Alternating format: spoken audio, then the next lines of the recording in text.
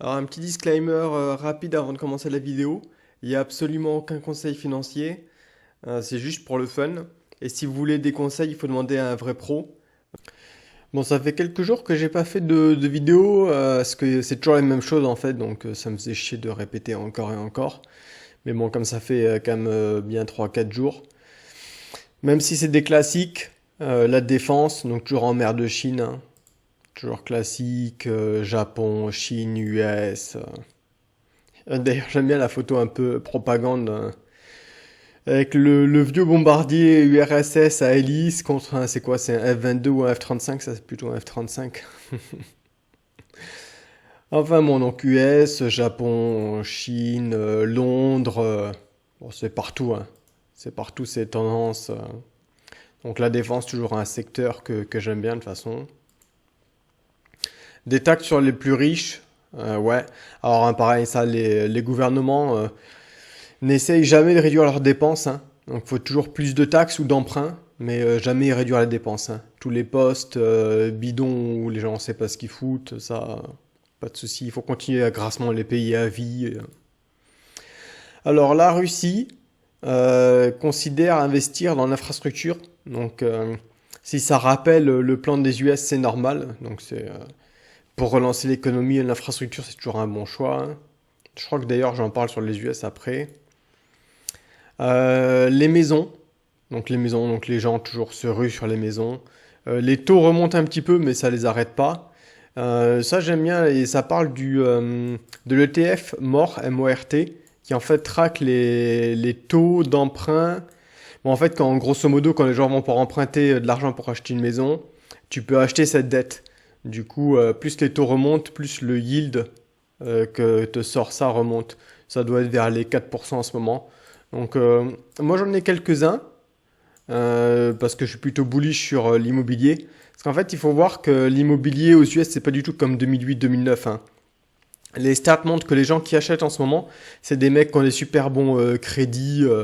Donc aux US, t'as le credit score, les mecs sont à 800, ce qui est exceptionnel. Ceux qui refinancent ne prennent pas l'argent, ils réduisent juste leur taux d'emprunt. Donc c'est vraiment des bons acheteurs, hein, sur le marché immobilier. C'est juste qu'il y a une demande de malade, une offre ridicule. Du coup, les prix montent. Mais je pense pas que ça soit une bulle comme 2008-2009 et je pense pas que les prix vont diminuer. Donc sur l'immobilier, moi je suis plutôt bullish sur l'immobilier US. Donc ça, qu'est-ce que c'est? Vas-y, casse-toi. Toujours pareil, donc hot housing market, donc ouais, c'est ce que je disais, moi je suis plutôt bullish là-dessus, hein. Les mortgages sont encore pas trop élevés, hein. Les taux, ça doit être peut-être 3, 5, 4%, ce qui n'est pas encore non plus monstrueux. Si les taux continuent à monter bien comme ça, peut-être en 2023, il y aura un petit peu un effet qui se coule. Mais là, je suis plutôt bullish. Donc moi, j'ai le ETF Mort là qu'on a vu avant. J'ai un ETF sur ceux qui construisent les maisons, donc ITB. Et j'ai aussi des ETF sur des REIT, donc des compagnies qui louent les appartements en fait et qui reversent les loyers en tant que dividendes aux shareholders. Je ferai peut-être une vidéo dédiée sur l'IMO US d'ailleurs. Bon bah ça c'est pareil, hein, donc toujours plus de ventes, il n'y a plus aucune maison en vente, hein, il y a plus les prix s'affolent, mais bon. Les gens s'endettent plus parce que de toute façon, il y a moins de, le coût de l'argent est plus faible, donc les gens peuvent s'endetter plus, donc le prix des maisons peut monter, rien de magique. Ça c'est marrant parce que c'est un sujet qu'on entend pas mal parler. Les US veulent veulent augmenter les taxes pour les corporations dans le monde entier en fait. Parce qu'ils se rendent compte que s'ils augmentent les taxes aux US, bah, les corporations vont juste se barrer à l'étranger en fait. Et du coup, pour éviter ça, ils essayent de mettre en place des systèmes pour que tous les pays taxent les corporations comme eux, pour éviter qu'ils se barrent. Donc ça m'a bien fait marrer. Bon, quasiment aucune chance que ça passe, hein, mais c'est trippant. Donc encore une fois, il faudrait peut-être plutôt essayer de réduire les dépenses du gouvernement plutôt que d'augmenter les taxes. Mais bon, ça c'est un classique, hein, c'est jamais ce qu'on fait. L'inflation, ouais, la semaine dernière, il y a la Fed qui a parlé. Donc ils ont remonté, je crois que j'ai fait une vidéo dessus, ils ont remonté un petit peu leur prévision sur l'inflation. Je crois que c'est de 4, il me semble, ils ont remonté de 1,8 à 2,4. Donc ils parlent d'un petit pic temporaire. Donc bon, on verra si c'est temporaire, hein. De toute façon, les chiffres de l'inflation, moi, On leur fait dire ce qu'on veut, j'ai déjà fait une vidéo là-dessus. Pareil, donc augmenter les taxes sur les plus riches, hein, et sur les compagnies aussi pour payer pour un infrastructure package. Ah bah tiens, ça nous rappelle l'article de la Russie juste avant. Et je vais en reparler de l'infrastructure package parce que donc on parlait de 2 trillions il y a quelques temps. Après on a parlé de 4 trillions et aujourd'hui on arriverait à 3 trillions. Donc c'est ce que je disais, à chaque package il faut que ça monte un peu plus. Et on parle aussi d'un autre package pour envoyer des chèques encore. Enfin bon, c'est la folie.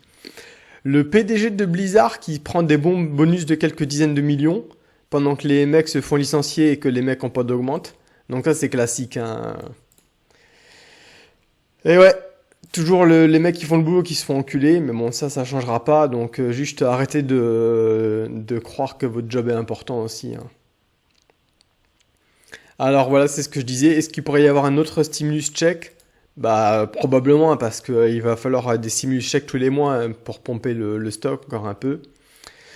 Donc il y a des démocrates qui veulent qu'il y ait des stimulus checks de tous les mois jusqu'à que le Covid soit complètement terminé.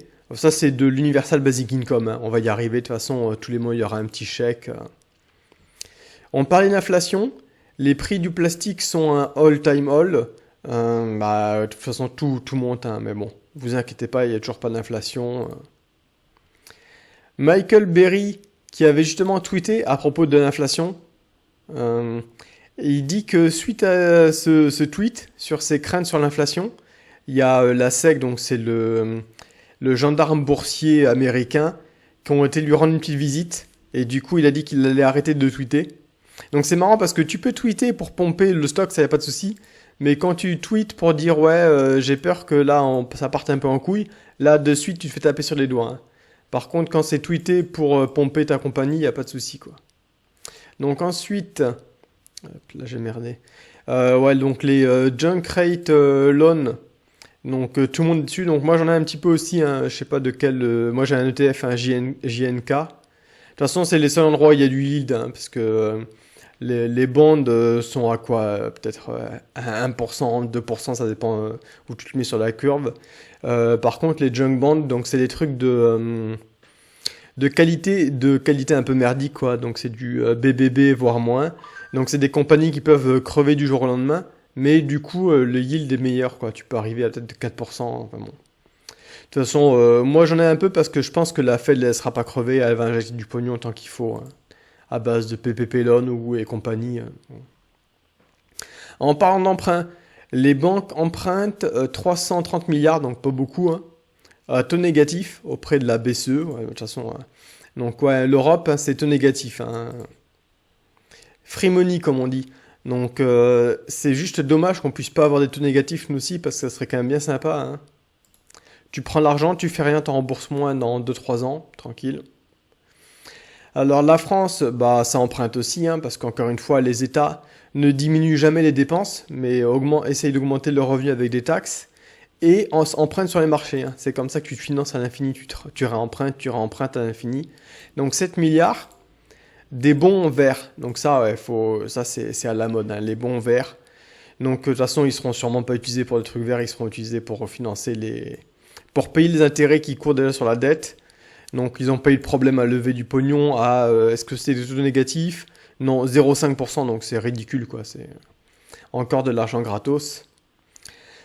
On revient, donc ouais, j'ai pas mal d'onglets comme ça faisait quand même quelques jours. On revient sur la Russie, qui considère, donc il pense, hein, il n'y a rien de concret, à augmenter les taux sur les taux d'intérêt parce qu'ils ont peur de l'inflation. Donc, c'est pas aux US qu'on verrait ça, hein, ni en Europe, hein. Alors ça, c'est quoi? Voilà, recurring check, donc c'est ce que je disais déjà, hein.